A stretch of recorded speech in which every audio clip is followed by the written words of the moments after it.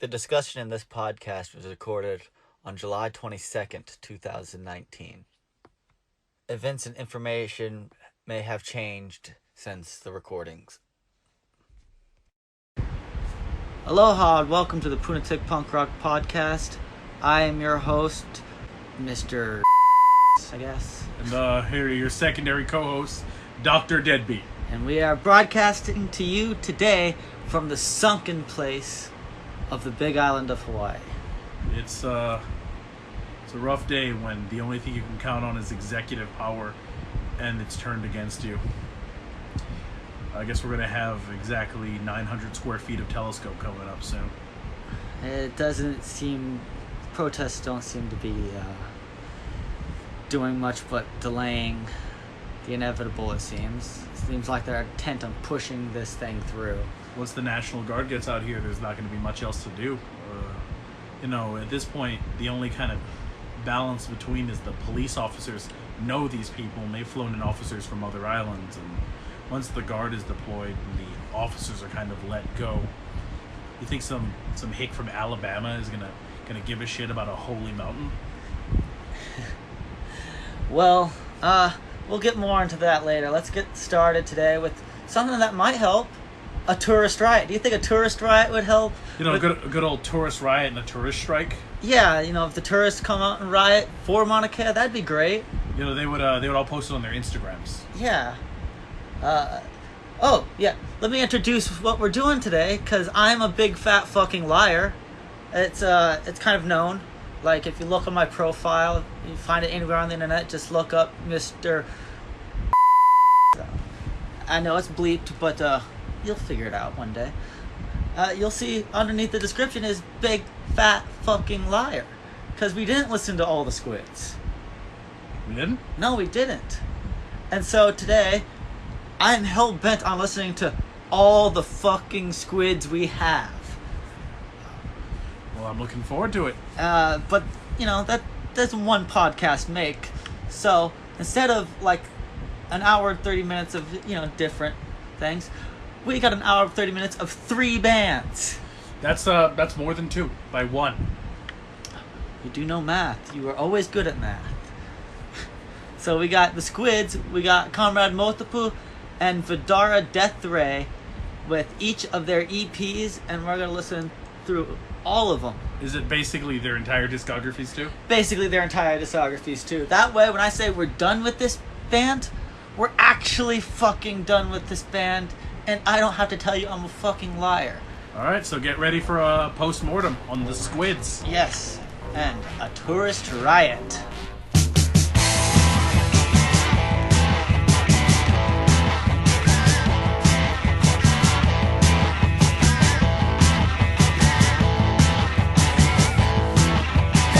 In the valley, walked up in the choke to the sound of fire engines and the smell of fire and smoke. Jumped up from the bed, started looking toward the sound. Saw the fire silhouettes of hotels burning out. Meanwhile, in the tourist trap, the travelers had the mad. Fed up, they were pissed off, their vacation had gone bad. Tired of all the buckets, stingy, angry kind of smug. Sick of being pushed around, beaten up and robbed. Tourist riot! Tourist riot! Tourist riot!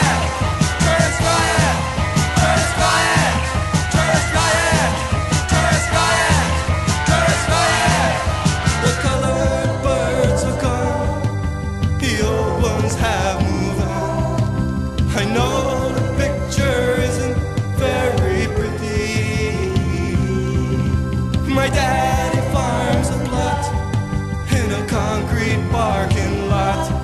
Oh, fuck it! I'm gonna move to New York City! New York City! New York City! New York City!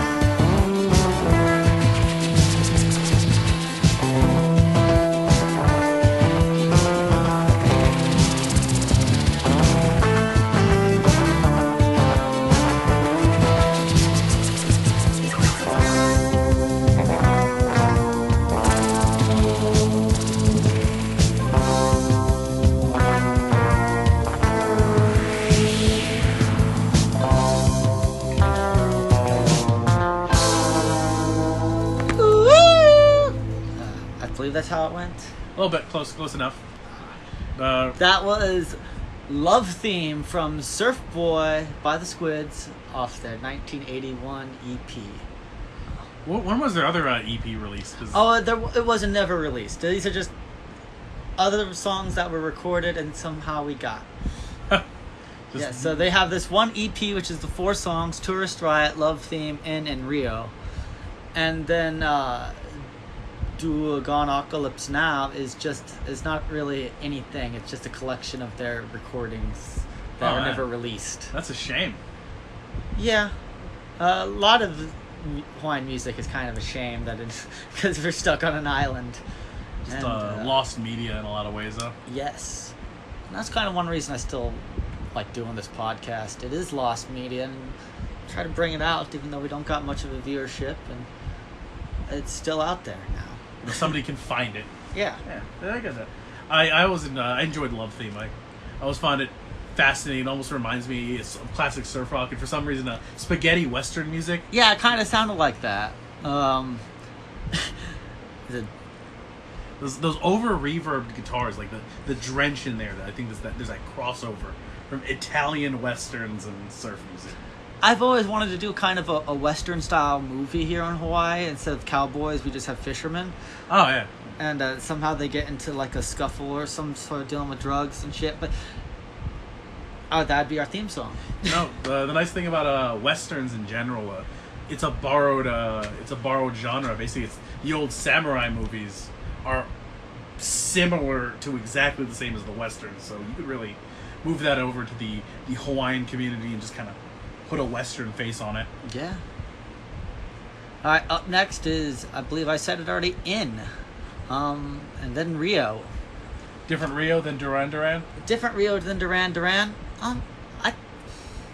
I'd say it's comparable.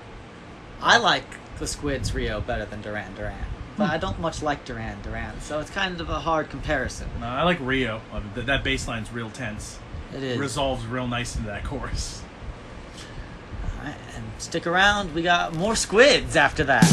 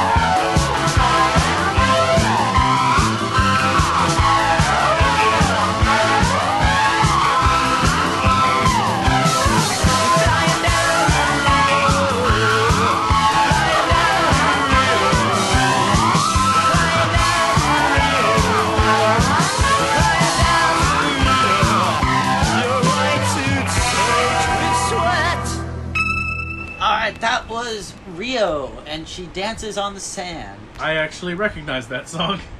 It's a good. It was on my top, 30 of the year. That makes sense. That's why I must have recognized it. It's a good song. Yeah, I no, love that song. I love the guy's voice, especially the way he plays with his head. He goes, Yeah, no, it's a lot of fun. It's actually a really interesting little song. Keyboard's fun. The slide's fun. The bass is alright, though it doesn't have the same. It doesn't have the bass Duran Duran has.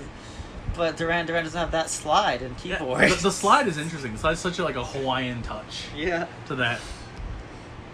And before that was In, which is alright.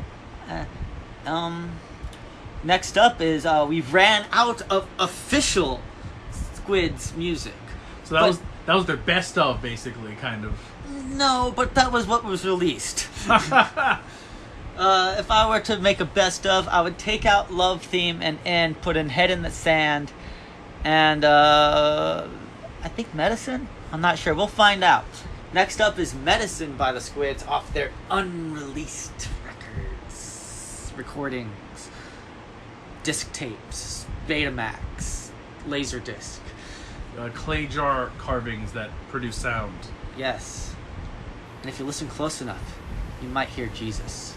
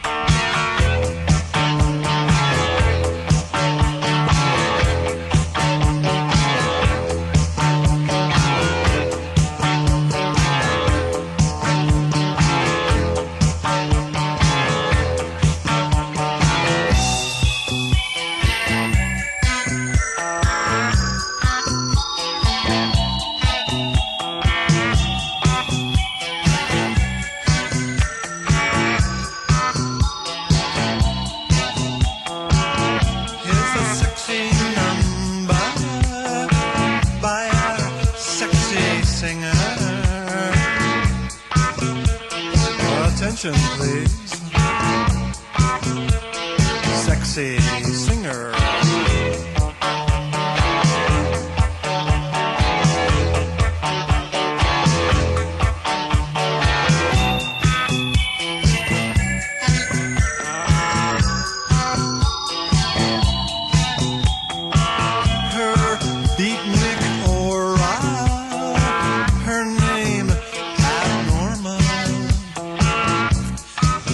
Check the rock on Abnorma, boys. And now she wiggles them toward you. Your physique and all your technique. She's overwhelmed now, or so she lets you think. You're reassured. You still got the stuff. You're overcoming those sexual hang-ups.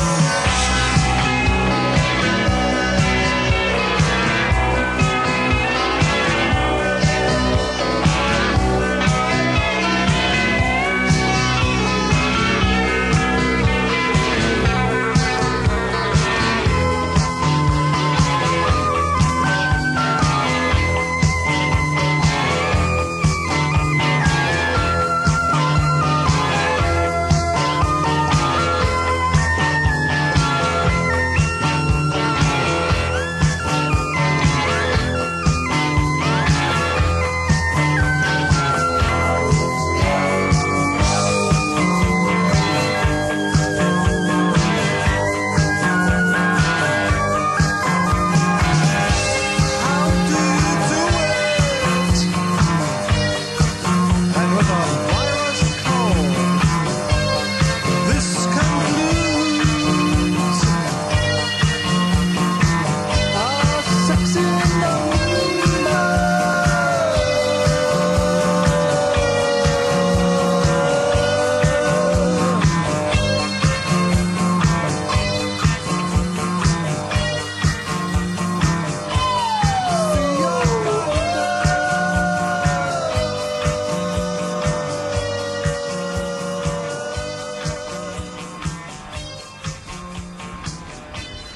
Welcome back, welcome back. That was the Talking Heads trying to be sexy. Preceding that were the B-52s succeeding at making a cool song. Medicine Man, that song really, like, it's just solid song from a band that nobody cares about.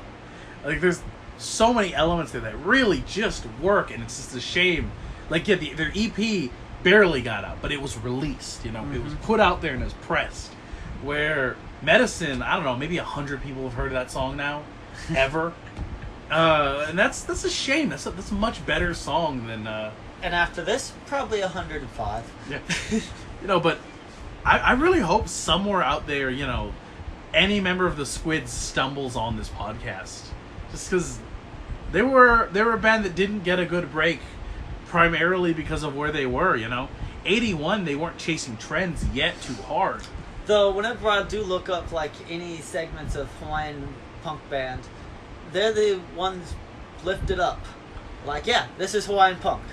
Though it's really, really a lot of new wave. You know. Like you said, B-52s, Talking Heads, Devo, fucking Duran Duran. All the elements are there. The only thing that really makes it punk is the lyrics and the attitude.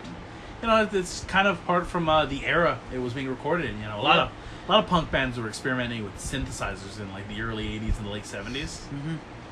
You know, it's just it's a shame that they never quite broke through. They were just so close, and in a lot of ways, they didn't even get to be local legends, which is almost a shame. There's a community for them, but they didn't even break into the mainstream of Hawaii. No, they're not Hawaiian. They're not easy listening your grandma could like. Yeah. It's a real shame, you know. Those guys releasing music, God, 20 years out from there, they would have had a better shot. Yeah.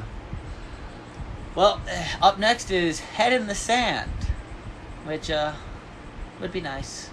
I'd like to put my head in the sand sometimes. It would be really cool to just not see or hear anything for the foreseeable future. Let's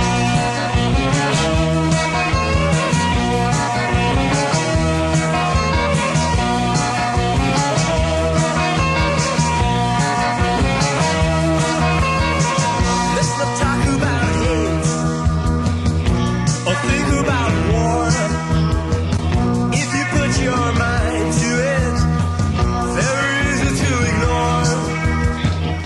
That's all you need right in front of my face. I'm too disturbed about my own case. It doesn't matter. Do nothing for time. I feel guilty for love. Set your body at ease. The rest of above. You got your head in the sand. You got your head in the sand again. Got your head in the sand. You got your head in the sand again.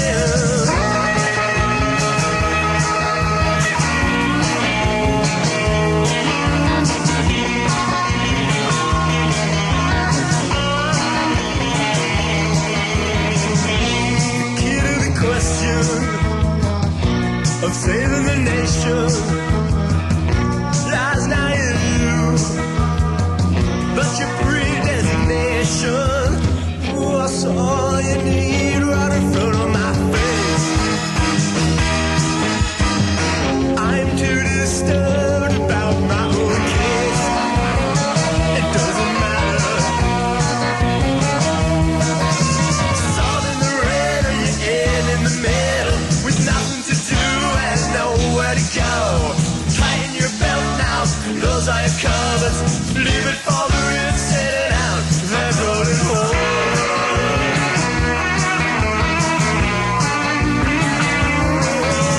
Salt in the red, you end in the middle with nothing to do and nowhere to go. Tighten your belt now, close all your covers.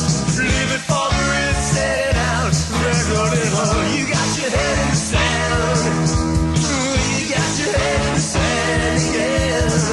Got your head in the sand. You got your head in the sand again.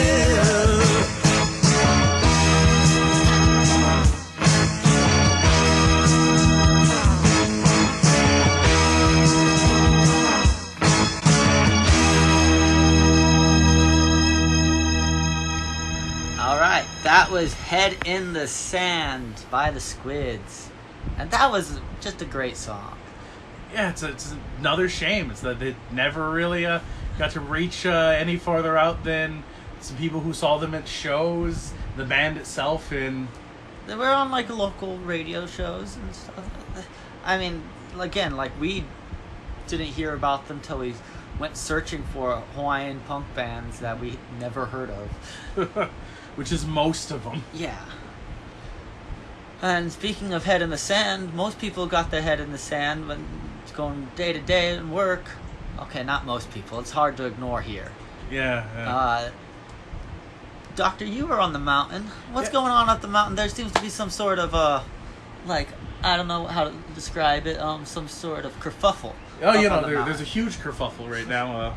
The bigger problem is they're moving in a 30-meter telescope, and there was an agreement previously reached to an extent that the other telescopes that are on the mountain that aren't being used, these are unused, dilapidated, falling apart, they're useless. They don't do anything, nobody mans them. They were going to clear those telescopes, because this is an extension of a previous protest.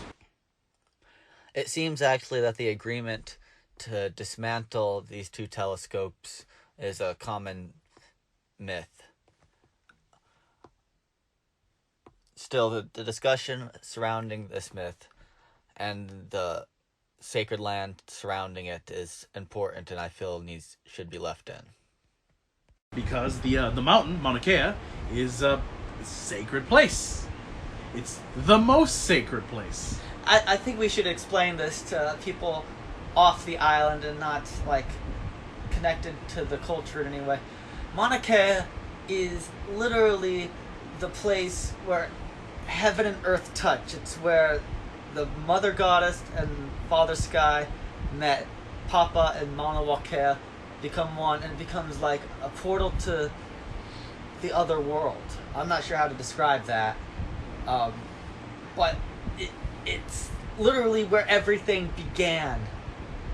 And so they're gonna, build another giant telescope by demolishing big sections of the mountain to implant new foundations, while there are also spaces they've already prepped and cleared for previous telescopes that all they have to do is remove those telescopes. They don't have to remove the foundations. These foundations are so solid, you can extend them, you can use that area, and to some extent, a lot of people, myself included, have a little bit of like discomfort in regard to them building anything else on the mountain, but that area is cleared. It's at least to some extent a middle ground where neither side is quite happy, but the state sees it as pure profit. It's being built by external forces, and a lot of Hawaiians are protesting on the mountain, off the mountain, and around the world right now. Yeah, to the state, they're not putting any money into getting this built. They're being paid to get this built. So to them, it's all, besides stepping on people's belief systems, it's all profit to them. It will improve the economy. The economic question is there is no question. Yeah, it will help the state, but that's not the point. Right. The bigger problem is you're defiling a holy site, and you are also disrespecting the Hawaiian community. You didn't bring any of them to the table to talk about this. There was no representation. There was no questions about this, and they just tried to force it through on Monday.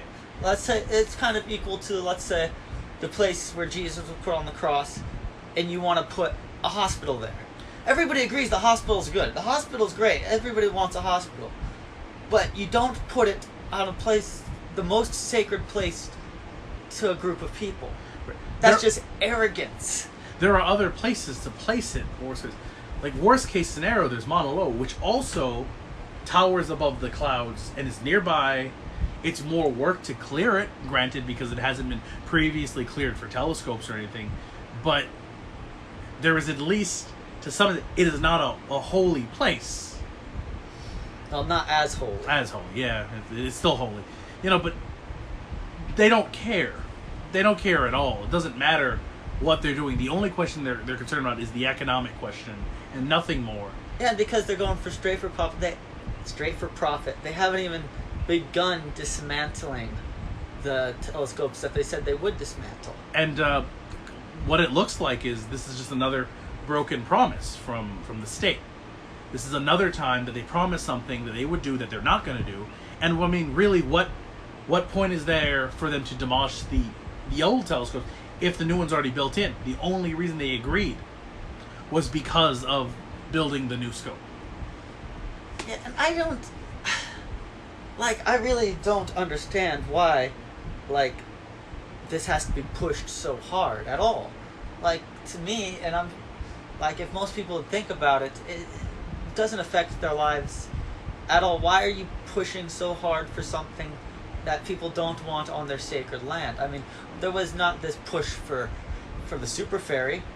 Right, and the super ferry could have been another great economic boon. Yeah, it would have impacted our lives even more, but a few hippies swimming around it stopped that whole project. Right, and I think to some extent some money from the airlines.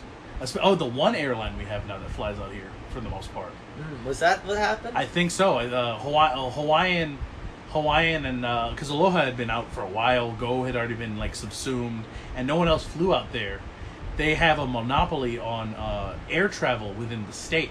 So they have all monopoly on inter-island travel, basically. Yeah, and there's no other way to get off the island. You own a boat, that's it. That's the only other option. Oh, that makes sense. They had some big interest behind them stopping that. I guess there's no real big interest for sacred sites. Nope, there's no money in sacred sites. Yeah. And so the protesters are up there and they're ready for the long haul. They've created a checkpoint to keep the construction sites from going up the mountain. And it is a checkpoint. They are not stopping traffic. They are letting everybody that's not related to the construction of the 30-minute telescope go about their day. Right. You can drive right past the road that blocks that goes up to Mauna Kea is a separate road. They're set up along those areas. They're not bothering anyone unless you're trying to build a telescope. And I'm pretty sure most of us are not trying to build a telescope on a daily basis. If one looks at the pictures, it does very much look like a roadblock. But if you saw any videos or any discussion between people there, it is a checkpoint in which people can drive around. It does seem that some of the workers have been too afraid to go through this checkpoint, though. And so many people believe that they are indeed completely blocking access to Mauna Kea, when also the police have blocked access to Mauna Kea as well. And the ones that seem to be causing the most trouble for like traffic and just the people all around are the police. Yeah, the police have two separate checkpoints basically on either side, and a third checkpoint past the protesters. They've basically created a situation where at any moment they can wall in the entire protest and then mass arrest everyone. They're the ones who closed off the road on Tuesday, the day after the protest began. Like, they're entirely the ones who are hauling off primarily elderly, like firemen carrying elderly away from the site. And there's a sense of unease around the whole protest, because at any moment anyone or the whole thing could be shut down, and everyone, their children and their parents can all be arrested there.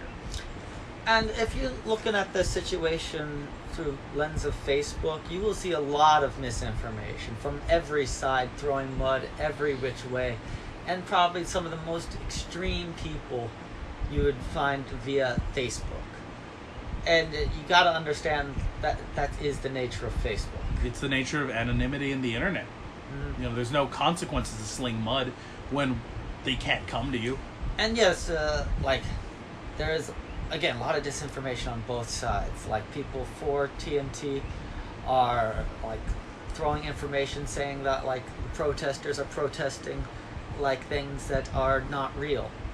I remember one of the things that was said was that the 30-minute telescope was using nuclear power, and they'd fuck up the aquifer that way. That's just not true, and that's not the point of the thing at all. The point is, it's a sacred site. Right. There's no other big question here. Yes, there are concerns environmentally, but that's not what this protest is about. Yeah. It is specifically the sacred mountain. It's specifically that. And it's come to a certain point where even the governor of the state is sort of gaslighting the protesters, saying they're disorganized and they're violent. Basically sending out this kind of misinformation in the Trump era of politics. And Doctor, you've been up there. What's your diagnosis of the protests? The protesters are extremely organized. They have an information booth for when you first get there. They have a schedule for cleaning the bathrooms. They have meals prepped and cooked for everyone, every single one of the protesters. If you're there, you can get a meal. There's a kitchen, and they have people on kitchen duty, and they always need more. They're stockpiled for water, food, sunscreen. They have a medical tent. They have nurses up in that area who are also part of the protests, who are in the medical tent and dealing with cots, people who are having problems with heat and that. So they're extremely organized, and minus one or two few young boys who are a little gung-ho, the protest is peaceful, and those gung-ho young boys are being sort of kept in line by their elders. They're staying respectful. This is a non-violent protest, but the police are threatening to tear gas people because they've been allowed to use any means necessary. Yep. And we're at this point, like we said, feel like we're in the sunken place. It's like the only person who can do anything about it is the governor. The governor can block this. Maybe the state senate can block it if the governor decides to allow it, but that's going to be too slow. This protest can't hold more than a few weeks at most before the National Guard gets deployed. And maybe by some miracle the police finds that just doing their job is not an excuse to be arresting your brothers and sisters. the Nazis were doing their jobs when they cleared communities of the mentally ill, of quote unquote gypsies. You know, the police, and I have empathy for some of those officers who are doing this, but I don't think you can stand up there and haul off elderly women and men and call just doing your job harmless, or I have no excuse, I have to do it. The police have to take a stand too. And from what I've heard, like the police, you could tell that they're conflicted. Yeah, a lot of the ones, especially from this island, when they have to haul off the elderly, when they have to drag away like people, that you can see like the pain in their eyes to have to do this to their own community. But I think they're all afraid to step out because they're all going to fall in line, because any of them stepping out as a single individual, they're going to receive consequences. The force, the men deployed up there have to stand down as a unit. And besides that, I don't see much hope of doing much but delaying. Or someone's going to get hurt. And unfortunately, someone getting hurt may be the only way to long-term delay this. An officer stepping out of the line, National Guard, like doing something, them tear gassing the elderly, basically. Or them tear gassing the elderly caused such a national spectacle that like we get more than who was it, Bernie and Tulsi Gabbard saying something about it. And that's it. None of the other candidates as of right now have said anything about it. One of them is from Hawaii and obligated to basically reach out and say something, and the other is, you know, the poster boy for American socialism, and those are the only two people reaching out in any way, saying anything about the problem on the national scale.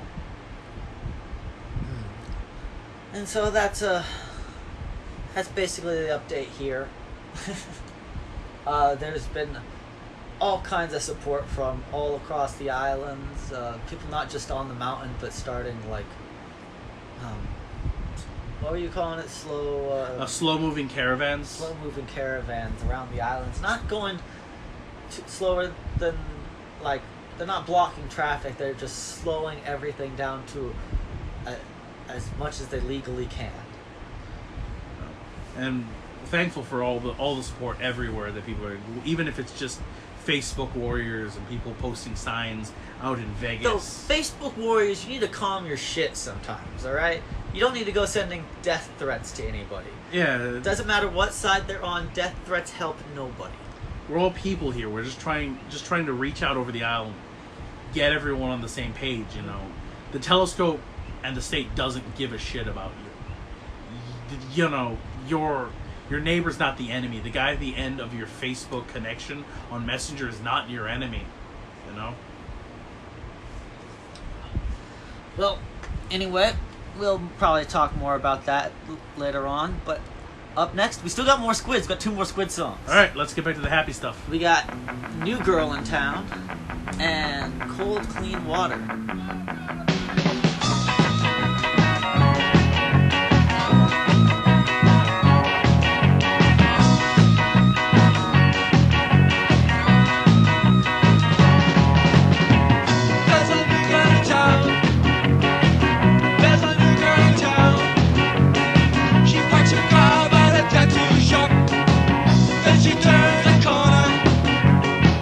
And then she's gone. And then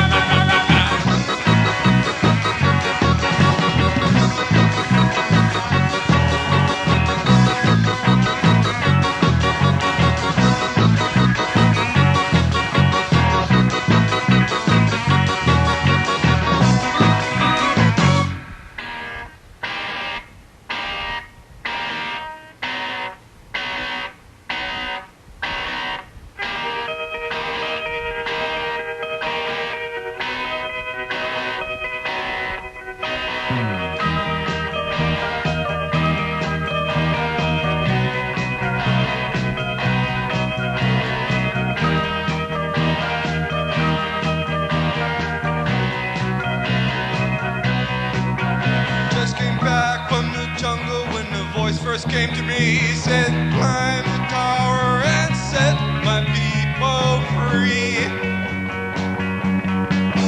So I went and bought a rifle on the edge of town, and then locked and loaded. I chose my targets well. 15 simple killings, 15 on the ground. Can't describe the oneness that I found.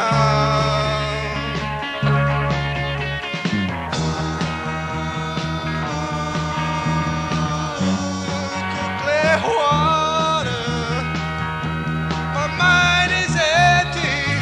I'm not feeling like I oughta. I want to die in a pool of clear water. Just over yonder waits my family.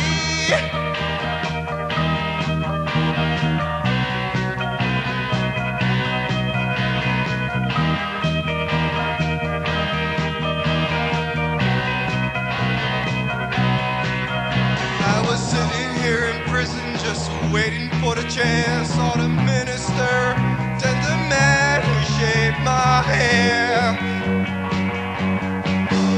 When the voice came back and burned a hole through my head, he said, son, you are perfection. See you when you're dead. 15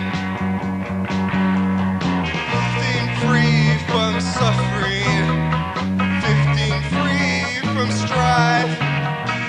All it's going to cost me is my life.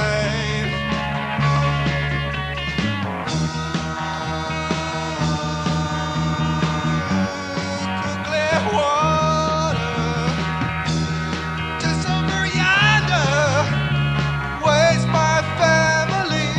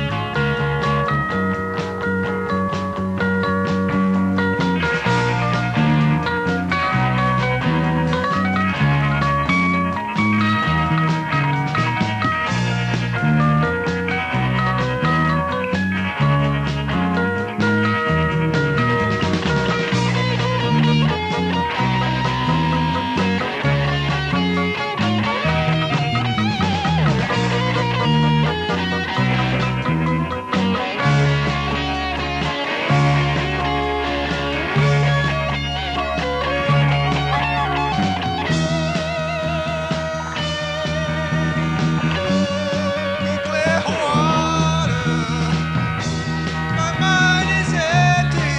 I'm not feeling like I oughta. I want to die in a pool of clear water. Just over yonder waits my final day.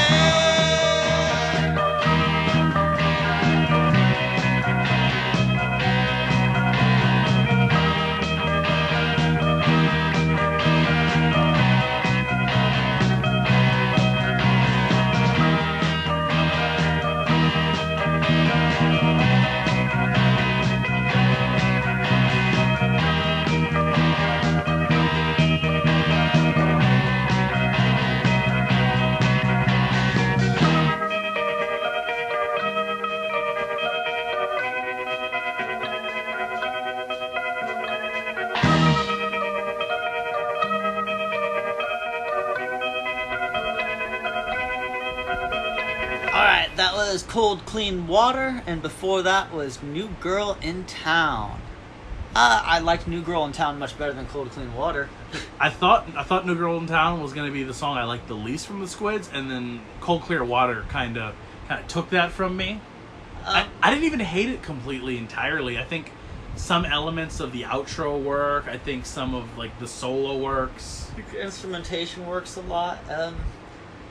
Vocals could use some work, but like they're not off. They're kind of awful, but they're not. They could be done better. And this is unreleased, so what do you expect? And you said it kind of didn't even really sound very much like the Squids, like the sound that they kind of honed. No, New Girl in Town sounded like the Squids. Yeah, like yeah, the absolutely. Fucking new wave, like talking about a prostitute in their town. So that was every song that's not a cover. Well, except I'm guessing Love Theme was a cover. From the Squids. What'd you think of the Squids? I still stand by it. They're a band that deserved a fairer shake than they got. I think they're at their best a really good band, and even at their worst, still a pretty solid band. They would have been fun to see live. It would have been cool to hear them get another album out, another 2 albums. You know, they could have had longevity. They got in at the beginning of the 80s, and they could have really, grown with the decade. Yeah. And they didn't. And with that, I will be going back in time and saying, now we have listened to all of the Squids, and I'm no longer a liar. It's been bothering me for months. Alright. And keeping with our theme of, just listening to short EPs, we've got Comrade Motapu and their EP When Harry Came Back. We got 4 songs. It's going to be a very quick discography run. For the discography, there's a lot more to Comrade Motapu than just these 4 songs, though. They have the whole museum of Hawaiian punk on the internet. He writes leftist articles about Hawaii and the culture here. He's a pretty interesting dude. And so we'll start off with Ghost Radio, which was recorded in his home studio, apparently. And after that, we'll listen to Tenderloin. Might sound familiar.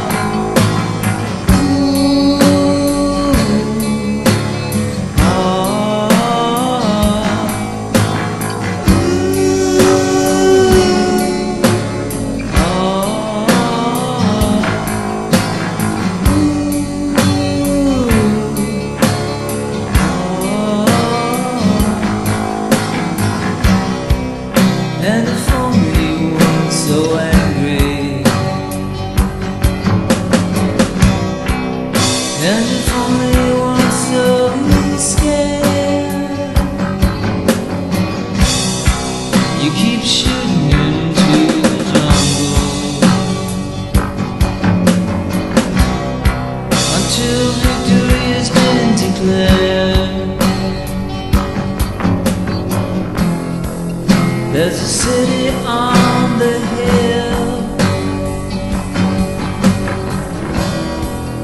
built by the invisible hand. There's a billboard at the city limits, it reads the promised land. And you wanted to break away,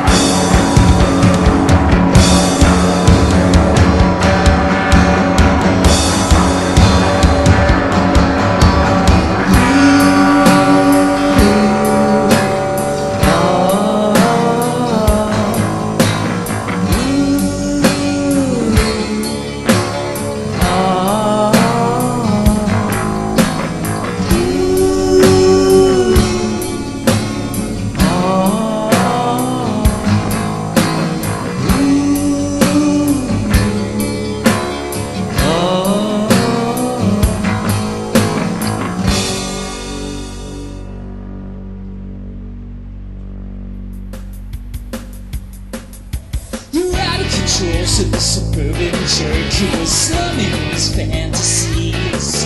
He was cranking Sherry House to the paper thin walls when a song slipped his throat in my dreams. Outside, the tranny hookers and the teenage runaways lived to service pure human desire and another building set ablaze. They drew some lines of Van Ness in California that they squinted at Market and Taylor. The people with cider and atomic bombing slowly gentrifying failure. Tender, tender, tender love. Tender, tender, tender love. Tender, tender, tender love. Tender, tender, tender love. It doesn't feel romantic and it isn't a dance, but you only came here for a tour. The sociologist opines there's a lot of worthy poor once you clear away the addicts and the whores. The afternoon rush from the methadone clinics on the hippies at the donut shop. Your currency is now substance D, but you better put your pity in awe.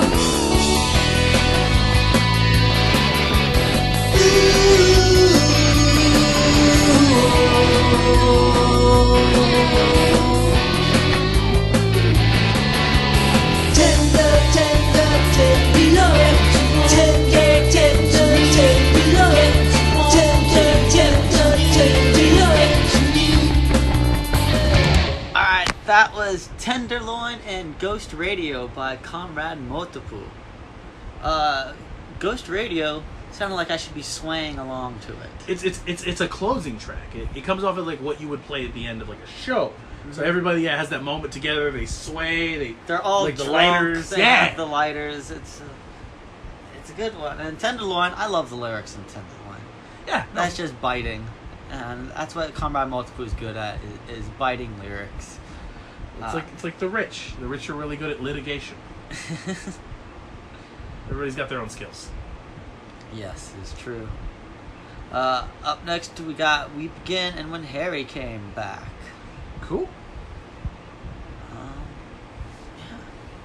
I think we Begin, I believe these are all about the revolution.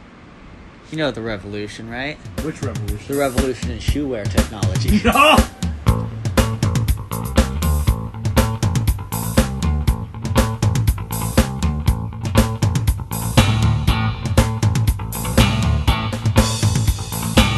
Electric pulses from the ether.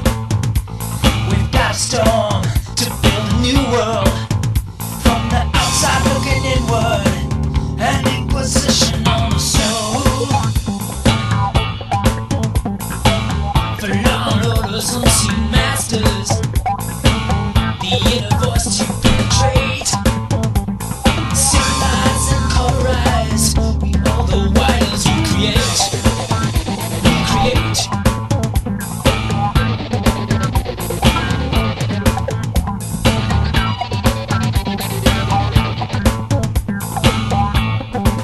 In time of crisis, of cannibal accumulations, where you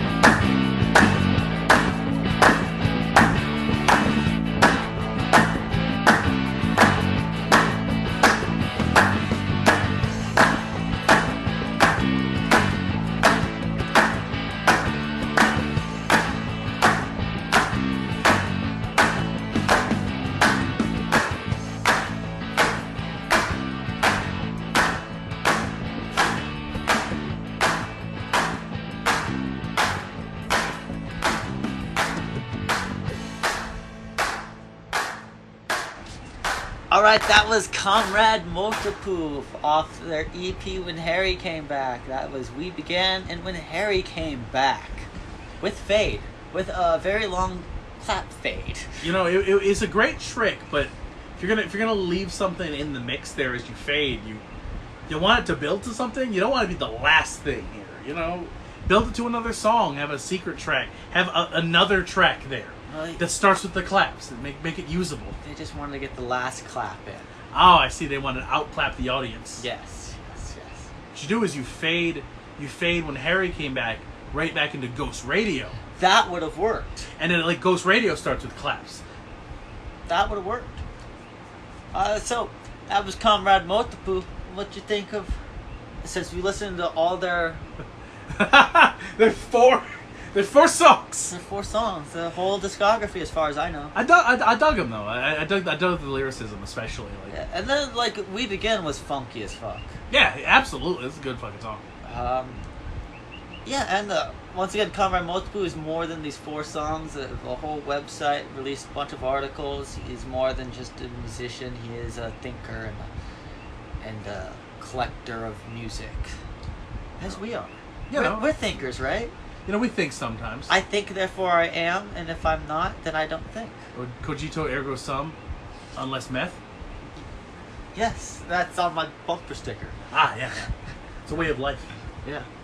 Alright, next, our final band tonight.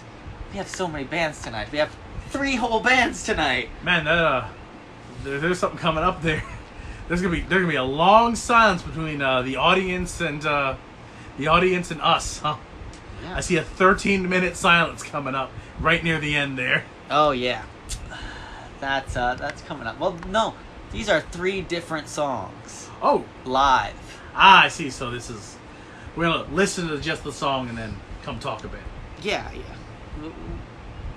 Up first, this is off their EP Fantastic Planet, which is weird because it's like 6 EPs in one that have the same songs all together in them. I've tried to separate out the duplicates and only keep the ones that, we could say we listen to every song. Are they all the same mix? No. Oh, so it's a little bit like the Flaming Lips. It's like the 4th album, Zerika, where there are 4 mixes of each song and you stack them all together and then you listen to it. I don't think it's that complex. Oh, so they just released 6 versions of each song. Kinda. Yeah, I want to say 6, but like I'm pretty sure I've heard First World Problems in 3 different mixes. But start off Secret Frequencies off Fantastic Planet, released in 2012.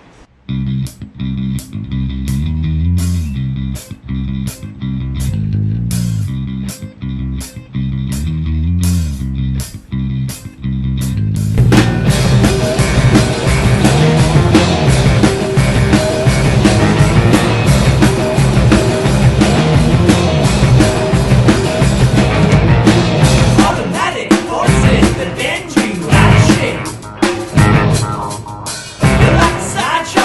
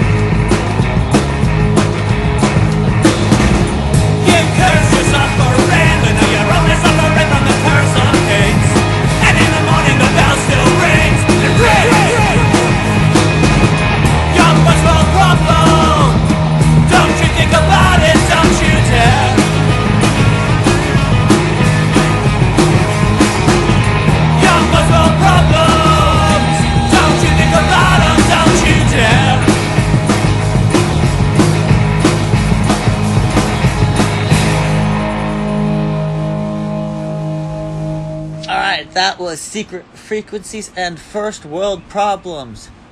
We got some first world problems here. My phone looks like it's gonna die soon enough. Oh man, the brightness on my screen is a little too much. Can't even handle it.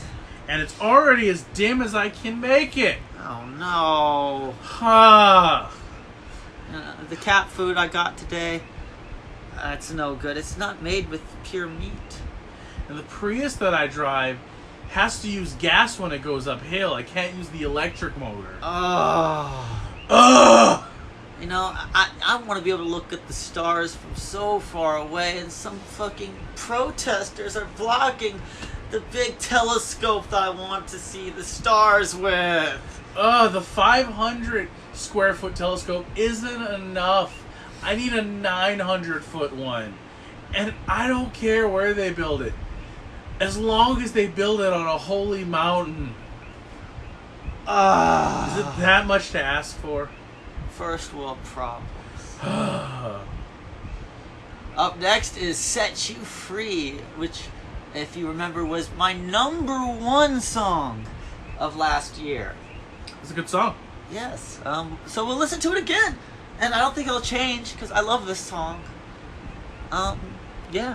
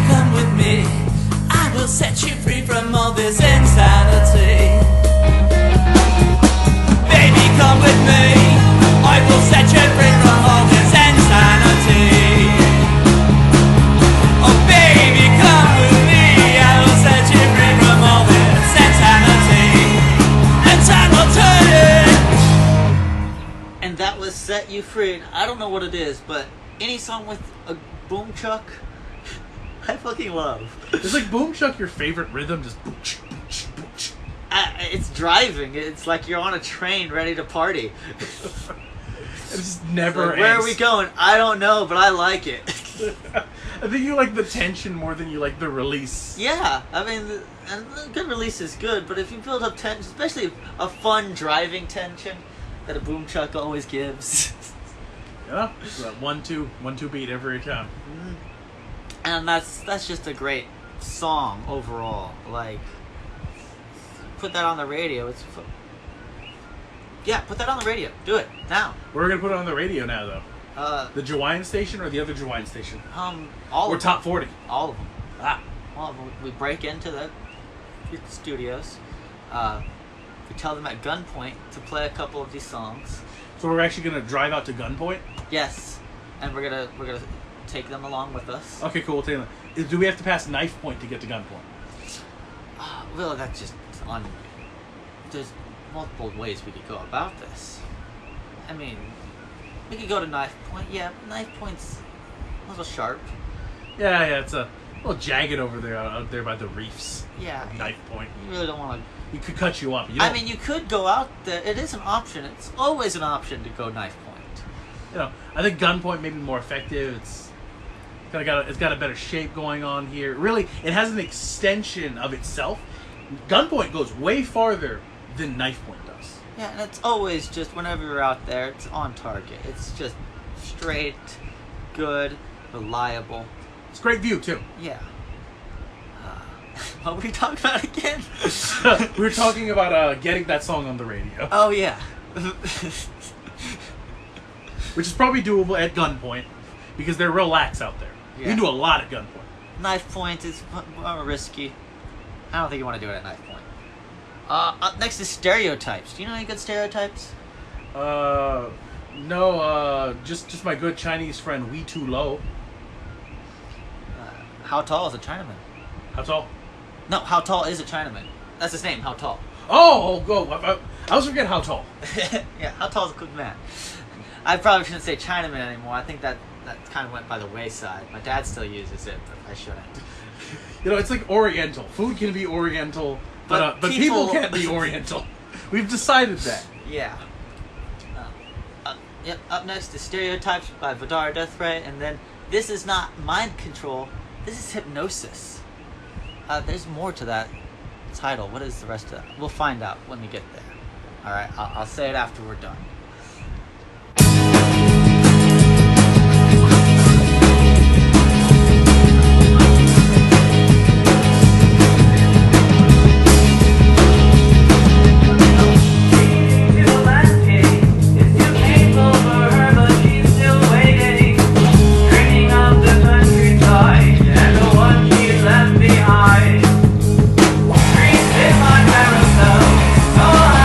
Nobody can tell.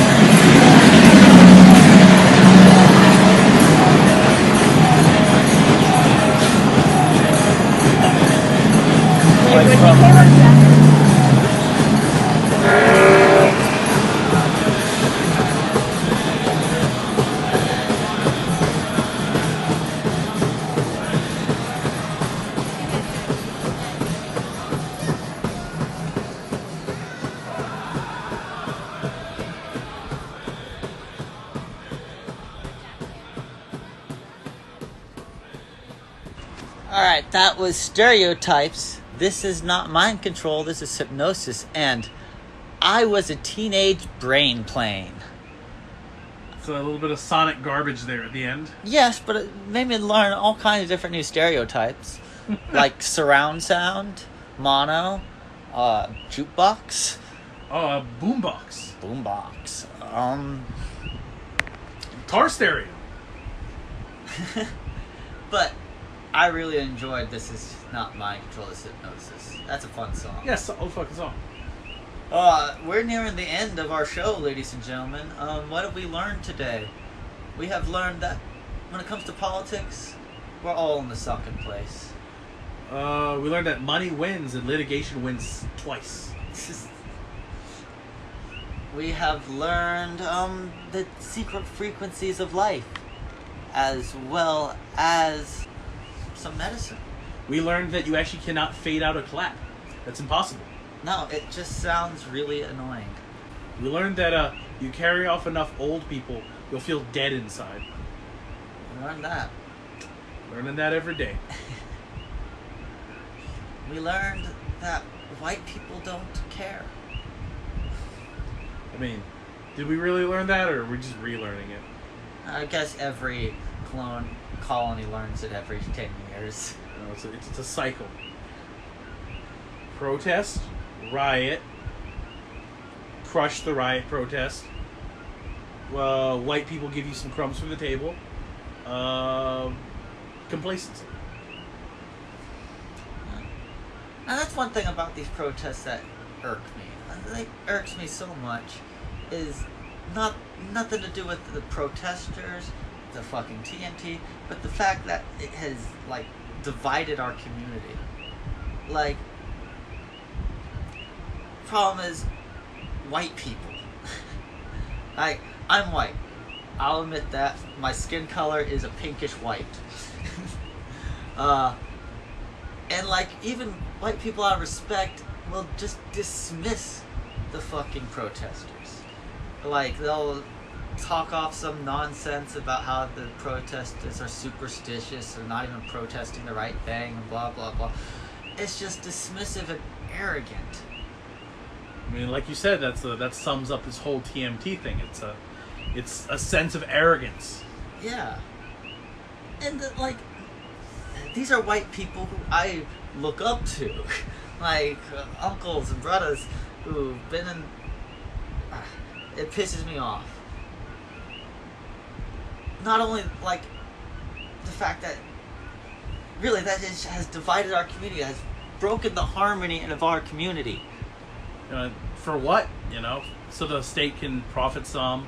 For a telescope? Really, a telescope.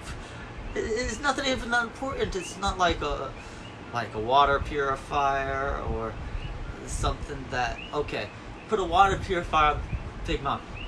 Ignore that doesn't make any fucking sense. If they put a water purifier up there, No, it's still sacred land, but still.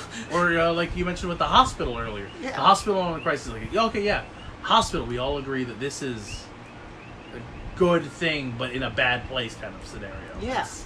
No, it's over something that most of us will never have any use from or for, that is owned by a foreign power that no one really should be standing by. And we all know the arguments. The argument is not that the TMT might have environmental impacts, which it may very well, but that's like a minor argument. And the real issue is that, again, this is the most sacred site on the islands. And they've done this before with so many other places. Tearing down heiaus Fucking for hotels. all of Koho'olawe. All of Koho'olawe. Fucking bombed to shit. The most sacred place in Hilo, Moku'ola, was cemented in the middle to create a park. Like a holy, spiritual place full of mana. They said, why don't we tear it all down and make it a park? Because our sense of, science and, community planning is so much more important than the cultural practices of the people whose land we're colonizing. This is exactly what it is. It's cultural colonization of what we're doing on the mountain. It's disgusting. It's like when they banned hula for years. This is just another way to sort of steamroll over the people. So your culture doesn't matter. And now they have another telescope up there, and they go, well, what's the problem with another one? Because that's what happened here before.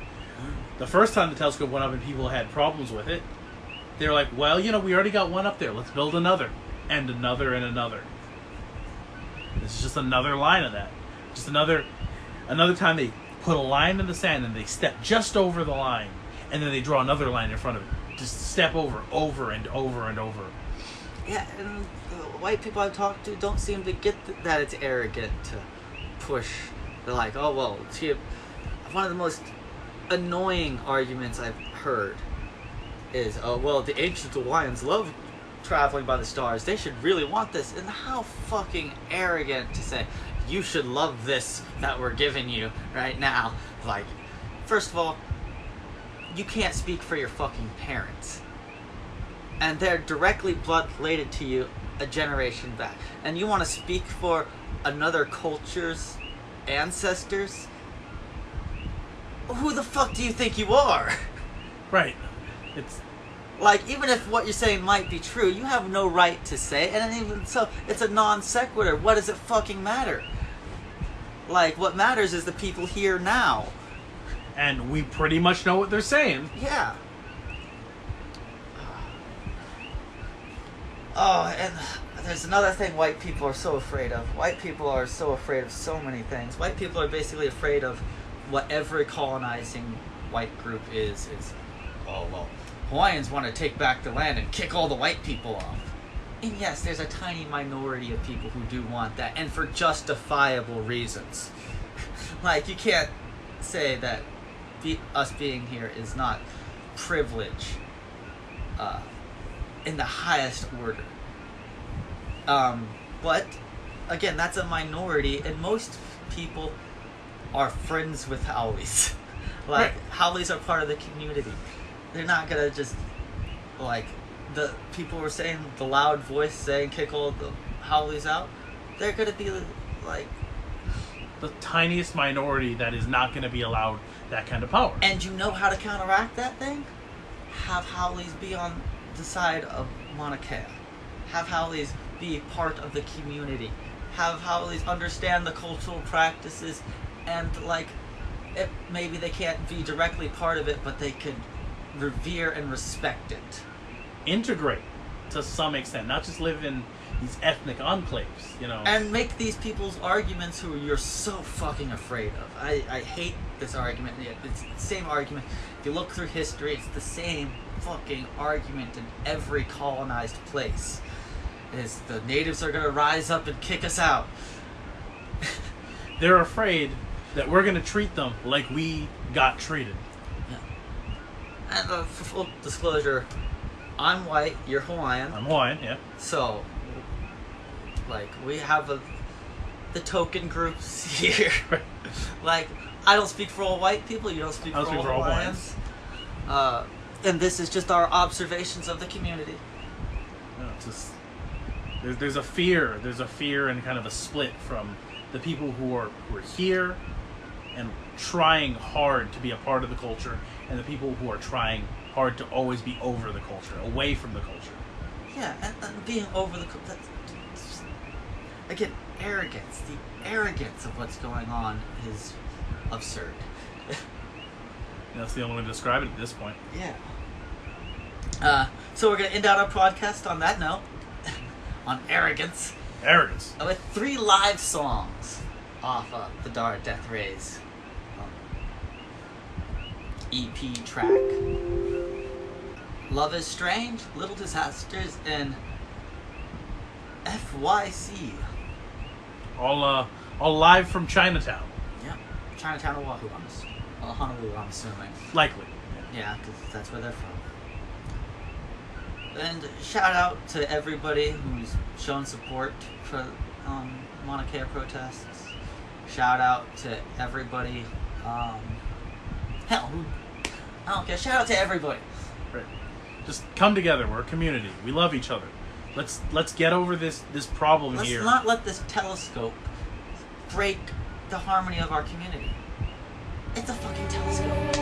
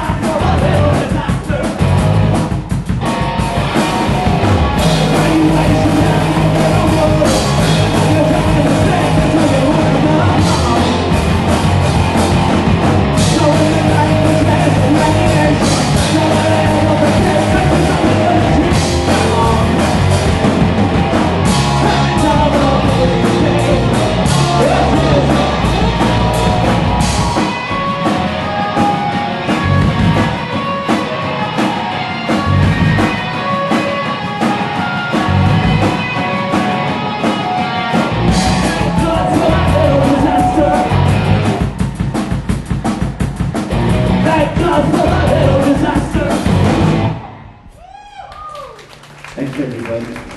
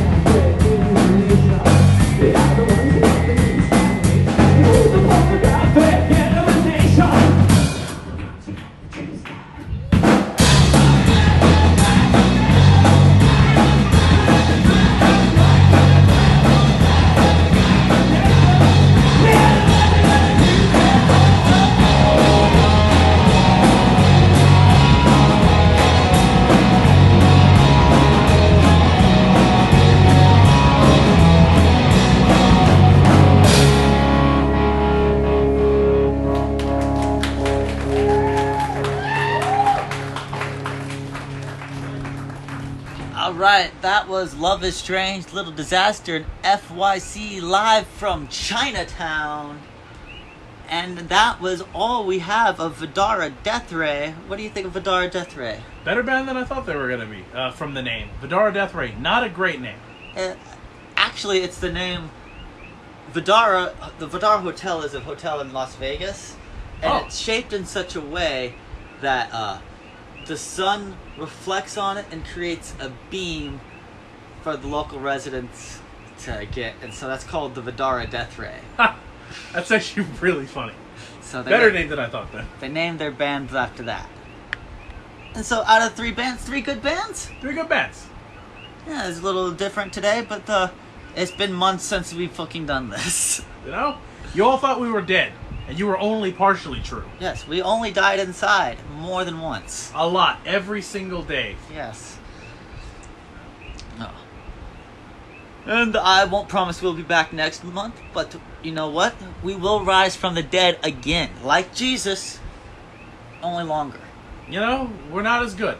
It's a tough process. You got to move the boulder. But Jesus had that one hit, that one amazing hit wonder where he resurrected 3 days later.